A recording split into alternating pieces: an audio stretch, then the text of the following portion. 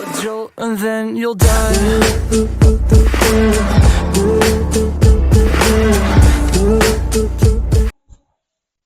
Assalamu alaikum warahmatullahi wabarakatuh to all my dear students, and once again welcome back to your very own channel Physics Fever।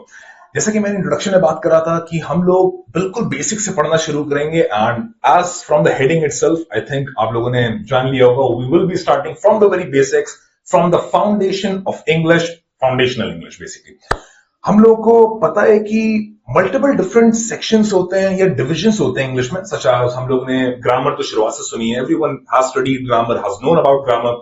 हम लोगों ने फिर reading comprehension आ जाते हैं, तो reading भी कोई चीज होती है भाई, राइटिंग नामक भी चीज होती है कि paragraph, essays, articles, summaries, letters, ये सब लिखने को आ जाता है। फिर वोकैबुलरी आ जाती है। तो वी हैव ऑलवेज नोन कि मल्टीपल डिफरेंट डिविजन्स हैं, मल्टीपल डिफरेंट सेगमेंट्स होते हैं हमारे एक लैंग्वेज के, एक सब्जेक्ट के। बट कभी भी एक वो हम लोग पीस टुगेदर नहीं कर पाए कि एक्चुअली एक लैंग्वेज को स्टडी करने के लिए, एक लिटरेचर को स्टडी करने के लिए कितने एग्जैक्ट पैरामीटर्स हैं, डिविजन्स हैं, जो कि हम लोगों को पढ़ने होते हैं और जानने होते हैं। अगर बच्चों आप लोगों के दिमाग में कभी भी क्यूरियोसिटी या क्वेश्चन रही है कि आज टू अगेन, मुझे हमेशा पीसेस ऑफ पजल मिले हैं कि रीडिंग है, राइटिंग है, ग्रामर है, वोकैबुलरी है, but I could never piece it all together to see the bigger picture. Trust me, after this lecture, अगर आप लोग इस लेक्चर को from the beginning till the end देख लेते हैं, it is my promise to you, every single curiosity and question in your mind will be clear regarding the very basics and foundation of any language, but right now in particular English। तो start करते हैं। सबसे पहले हम लोग आप लोग अपने स्क्रीन पे देख सकते होंगे a very small acronym which is GRAWLS। आपका अगर हम लोग इसको स्पेल आउट करें, the word itself is GRAWLS, which is of 6 different letters। लेकिन हम लोगों ने यहाँ पे थोड़ा सा मॉडिफिकेशन करा है, GRAWS की जगह हम लोगों ने GRVWS कर दिया है, and it will become something like gravus। I really hope that makes sense। यहाँ पे क्यों करा गया है, you will get to know in a minute। But सबसे पहले आप लोग ये जान लीजिए कि जो 6 लेटर्स हैं, these 6 letters hold key to the foundation of English। अगर ये 6 चीजें, जो ये 6 लेटर्स दर्शाते हैं द वर्ड, अगर आप लोग ये लर्न कर लेते हैं, ये सीख लेते हैं, you have gotten to know everything there is to study about a subject in literacy in English। तो स्टार्ट करते हैं। सबसे पहले what does RG stands for? That's the question। और मुझे लगता है यहाँ पे किसी तरीके की कंफ्यूजन बची नहीं होगी कि as to what G is standing for, but please take a guess। Okay, the letter stands for none other than grammar। And also, I think this is the best time for me to tell you all the truth। This is the very first time I'm using a stylus। Normally मेरी writing बहुत अच्छी है, तो उसे कोई भी जज नहीं करेगा। Okay, G stands for grammar, something which you already have learned, have known। तो यहाँ पे ज्यादा मुझे लगता है और किसी तरीके की एक्सप्लेनेशन देने की जरूरत नहीं है। Let's move on to the different ones, but before that हम लोगों का एक लेवल्स होते हैं इंग्लिश के, अकॉर्डिंग विच इज कॉल्ड, लिख के आप लोगों को बताता हूं, which is CEFR। This stands for central European framework reference. सही। And another thing which I completely forgot in the beginning, please all the dear students, अगर आप लोगों के पास किसी भी तरीके की कॉपी है, रफ पेज है, anything which is lying about, don't see this lecture just for the sake of verbally listening to it. Pen copy लेके बैठिए and please start making notes. Trust me, believe me, आपके psychological और neuroplasticity के terms में जो भी चीज हम लोग लिख के हम लोग एक्चुअली परफॉर्म करते हैं, we tend to actually remember it much more better and much more usefully. तो please take out a pen, paper, आपकी कॉपी, और ज्यादा बेहतर होगा आप लोग इंग्लिश की कोई स्पेसिफिक कॉपी बना लें, because we will be continuing all of these classes till the future, till the end of our session. तो वो काफी और अच्छी बात रहेगी। तो please take a copy and start making notes. The very first thing we are studying about is foundational English, but in it you have to understand the CEFR, which stands for, let me see, Central European Framework Reference। If you are a fast writer than me, you would have already written it down, but yes. See, तो हम इसे क्यों पढ़ रहे हैं? According to the Central European Framework Reference, हम लोगों के जो ग्रेडिंग सिस्टम होती है, जो हम लोग हमारे स्कूल्स में अब तक पढ़ते आए हैं, which is if you are a really bad student, if you are bad in academics, as to say, हम लोग के ग्रेडिंग कहां से शुरू होते हैं? C1, C2 से, और अगर आप मैं हूं तो मेरे तो D1, D2 से शुरू हुआ करते थे, but we are not going to talk about that. हम लोग के ग्रेडिंग सिस्टम शुरू हो रहे हैं C1, C2 से, then we move on to B1, B2, और उसके बाद आ जाता था A1 and A2 if you are really good in academics. यहां पे कहानी पूरी कंप्लीटली सबवर्टेड है. यहां पे कंप्लीटली एंड ऑफ स्पेक्ट्रम हम लोग शुरू करते हैं. यहां पे अकॉर्डिंग टू दिस फ्रेमवर्क हमारी ग्रेडिंग शुरू होती है A1, A2 से. A1, A2 basically means that you are a complete beginner in English. सही. उसके बाद जैसे जैसे हम लोग इन 6 जो हमने डिफरेंट एक्रोनिम्स लिखे हैं, which is RG for grammar, we'll get to know what R stands for, VWLS. जितना हम लोग इन चीजों में एडवांस करते चले आते हैं, उतनी हमारी ग्रेडिंग सिस्टम लेवल्स आगे बढ़ती चली जाती है इंग्लिश में. लेकिन बढ़ती कैसे है?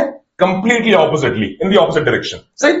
A1, A2 जो हमारे अपने ग्रेडिंग सिस्टम में, you are the best, you are the most efficient proficient student in academics. यहां पे इट्स कंप्लीटली द ऑपोजिट. यहां पे you are the beginner, you are the amateur, you just know the very basics of it. तो हम लोग A1, A2 से कहां जाते हैं भाई? फिर we go to B1 and B2. So this is basically the intermediate level. This means that yes, you have gotten a hang of everything that there is to know in English. उसके बाद हम लोग finally, if you become a very good academic student, जहां हम लोग A1, A2 achieve करते हैं, again completely opposite, you will achieve C1, C2. This means that you are one of those students which are the best in English. Again, मुझे मालूम है काफी यहाँ पे कुछ जो मेरे बच्चे होंगे, स्टूडेंट्स होंगे, वहां पे उनको काफी उल्टा लग रहा होगा कि क्या, तो समझ नहीं आ रहा. हम लोग के वक्त में, हम लोग अभी साथ में तो C1, C2 मतलब तो ऑलमोस्ट फेल होता है भाई. डांट डपट और चीजें हो जाती हैं गलत हमारे साथ. यहाँ पे तो C1, C2 को अच्छा बताया जा रहा है. तो yes, in English according to CEFR, our whole aim is to achieve that C1, C2 level from A1, A2 to C1, C2. Right? And we will be discussing in briefly कि कैसे हम लोग के, आप लोग के क्या क्या एग्जैक्ट चीजें होती हैं जो हम लोग को पढ़नी होती हैं for the advancement of these levels. Right? But before that, let's begin and let's continue. जी से हमारा क्या स्टैंड कर रहा था? Grammar. Right? If I change that, whoa, again, हमारा बेसिक टू इंटरमीडिएट आ चुका है. As I was saying, basic to intermediate means basic में हमारे आ जाते हैं कौन से? We have gotten to know that, we have gotten to know that it is okay. यहां पे मेरी बिगिनरनेस और एमेच्योरनेस शो कर रही है.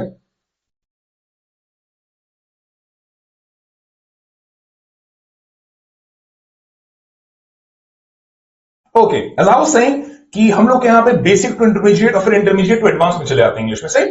तो basic basically stands for you are at the level of A1,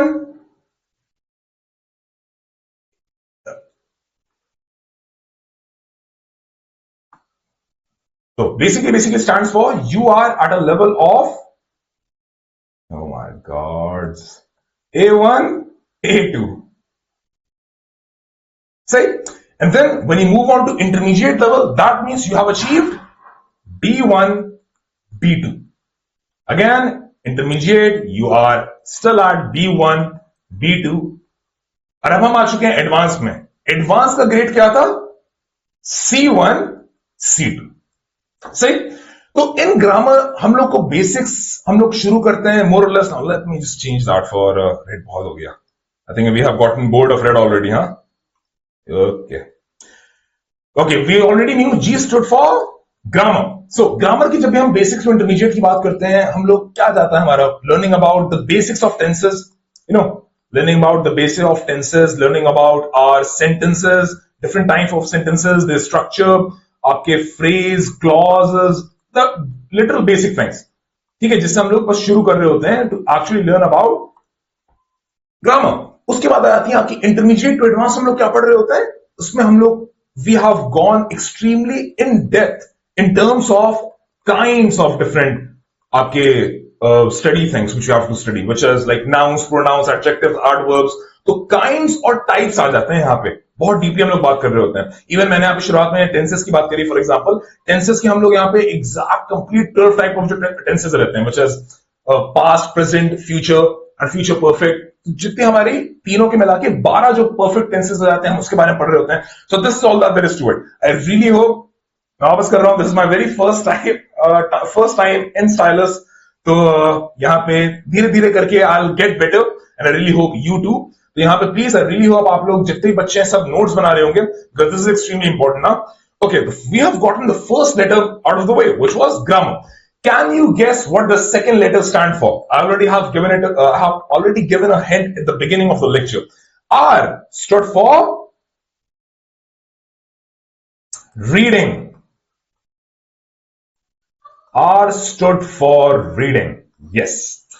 हम लोग यार रीडिंग तो कॉम्प्रिहेंशन मुझे लगता है स्टार्टिंग से वापस से आ जाती हैं, एंड अगर नहीं भी आती हैं तो जितने भी हम लोग के अलग अलग सब्जेक्ट्स होते हैं, we have our teachers in the classrooms जो हमें बताते हैं कि चलिए पढ़ना शुरू कर दिए, यू स्टार्ट रीडिंग। तो reading is very essential English literature आपका, क्योंकि रीडिंग के इसमें वटेवर जो भी हमारे पास इन टर्म्स ऑफ वो रहता है, आप कह सकते हैं मटीरियल, वो रीड दैट। आज के दिनों पे I know for a fact that audio books आ चुकी हैं, आपकी कंप्लीट वीडियोस होते हैं, which is a complete different whole, आप कह सकते हैं topic in its own right. But जो भी हम लोग का मटेरियल होता है, we basically at the bare minimum use reading. हम लोग उसको पढ़ रहे होते हैं कि what is the material and how we are going to digest it. जब हम रीडिंग की बात करते हैं in terms of CEFR levels, तो रीडिंग हम लोग शुरुआत किसी भी चीज से कर सकते हैं। Normally reading we can begin it by basic to intermediate में हम लोग के क्या आ जाते हैं, कॉम्प्रिहेंशंस आ जाते हैं। आई गेस कॉम्प्रिहेंशंस होते हैं which we have to begin, जो हमारे 6 स्टैंडर्ड शुरू हो जाते हैं कि आपको एक पैराग्राफ दे रखा होता है, and then you read the whole paragraph. उसके बाद आपके कुछ क्वेश्चंस आ जाते हैं उस पैराग्राफ के ऊपर कि फॉर एग्जांपल मुर्गी कहां जा रही थी, मुर्गी अंडा देने जा रही थी। तो फिर क्वेश्चन में आ जाएगा कि अरे what the मुर्गी was going to do। That was a very bad example, but I really hope the point got through। ठीक है, तो हम लोग सबसे पहले आ जाते हैं comprehensions. Yes, intermediate to advance में अगर हम लोग रीडिंग की बात करते हैं, then you get those IELTS, TOEFL and like आपका कैट एग्जामिनेशंस में जो वो सब बात हो रही होती है, वेयर तब रीडिंग में नॉट जस्ट हम लोग की जो हमारी एनसीईआरटी की बुक्स होती हैं, या रीडिंग में जो हम लोग शुरुआत भी कर रहे होते हैं ना इंग्लिश में, तो हम लोग में क्या दे रखा होता है बेसिकली, हमारी stories, we read a lot of stories, we learn about a lot of poems. तो ये सब चीजें दे रखी होती हैं आपकी।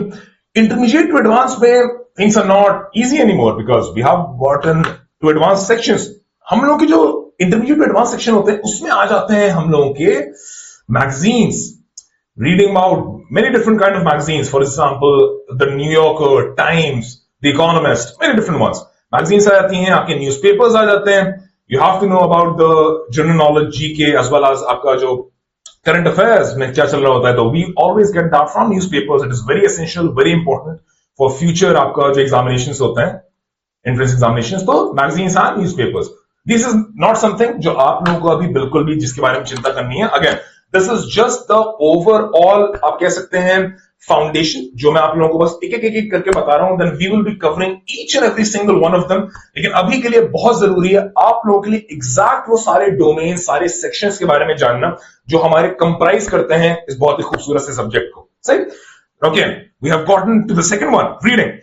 Now third, we से क्या है भाई, let me change it up। we से क्या है, read एक खूबसूरत एहसास, नहीं क्या, you can take a guess at every single point। you can just pause the video and take a guess कि इसके लिए क्या स्टैंड करता होगा, मैंने इंग्लिश में इस लेटर से क्या सुना है सबसे ज्यादा। ठीक है, तो we at this point of time stands for vocabulary। Oh, I'm getting good। Vocabulary। Say, vocabulary, I think each and every single one of you must know।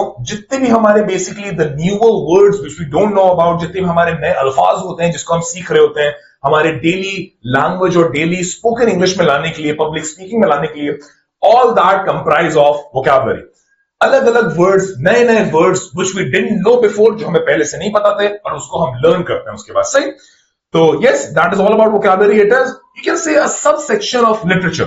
हमारा जो लिटरेचर होता है वो हमारा सब सेक्शन होता है, और लिटरेचर से प्लीज कोई एल से लिटरेचर ना समझे। हाँ, know for a fact literature hint दे दिया सबने, ठीक है।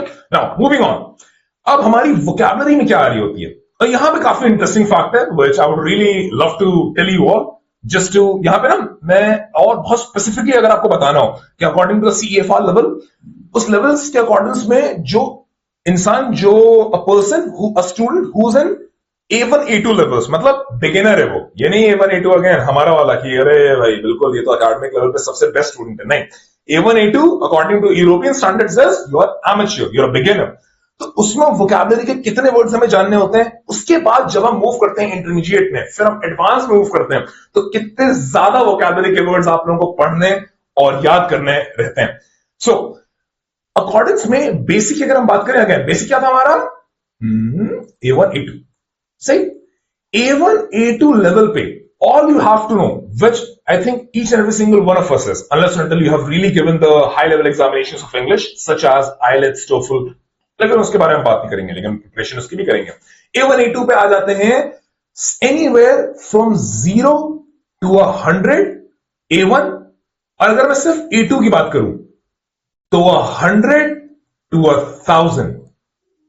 ये सिर्फ बिगिनर, जो पर्सन, जो स्टूडेंट सिर्फ बिगिनर लेवल पे अगर वोकैबुलरी को इन अकॉर्डिंग विद इंग्लिश अगर आ रहा है, तो you need to learn minimum 1000 words before moving on to B1 and B2, before moving on to intermediate level.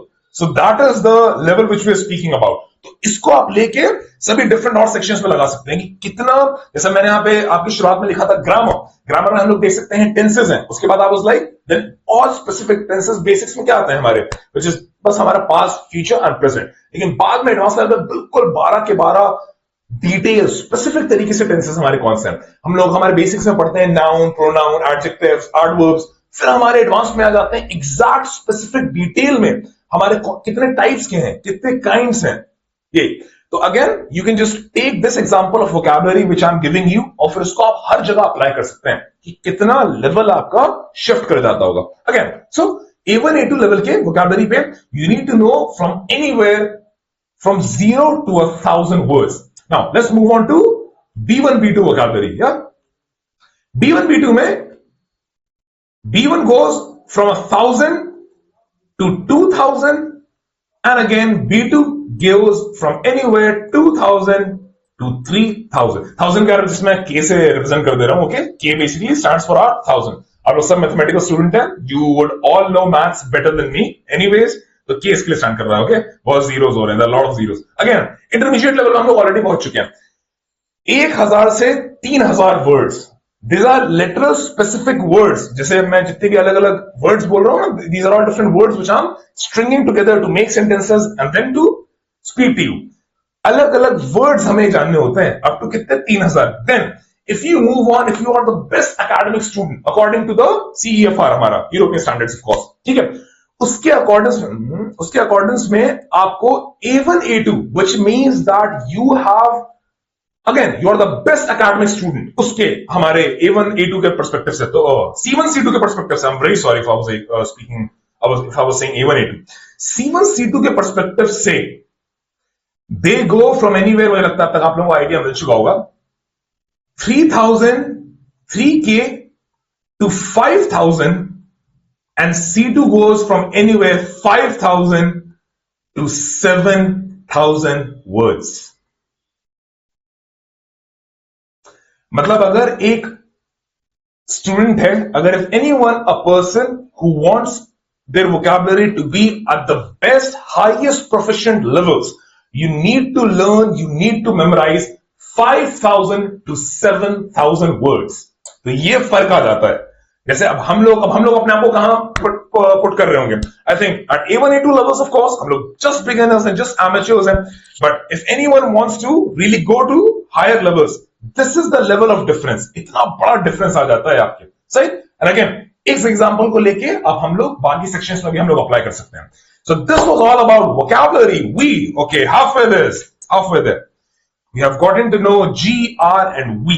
Again मैं यहाँ पे एम्फसाइज करना चाहूंगा, हमारा एक्रोनिम क्या था, इसको पूरे हमारे जितने भी जो 6 डिफरेंट मेन सेगमेंट्स और सेक्शंस हैं, इसको सबसे बेहतर तरीके से याद रखने के लिए एक सिंपल एक्रोनिम का इस्तेमाल करा है, for which the word is growl, GRAWLS, ग्राउल्स। सही, बस हमने क्या करा है, ए की जगह हमने वी लगा दिया है। That is all the change that we have made. हाँ, ए होना था, इसको हमने कर दिया है वी, ए कट लिया, A for apple we don't want.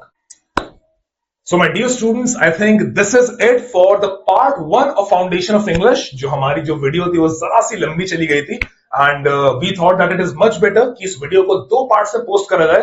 So this is all about part 1, लेकिन stay tuned to the channel। Inshallah tomorrow part 2 will be dropping for the entire Foundation of English। So I really hope आप लोग फिर से stick करके वापस आएंगे lecture को देखने, and this is it। I'll see you all in the next lecture।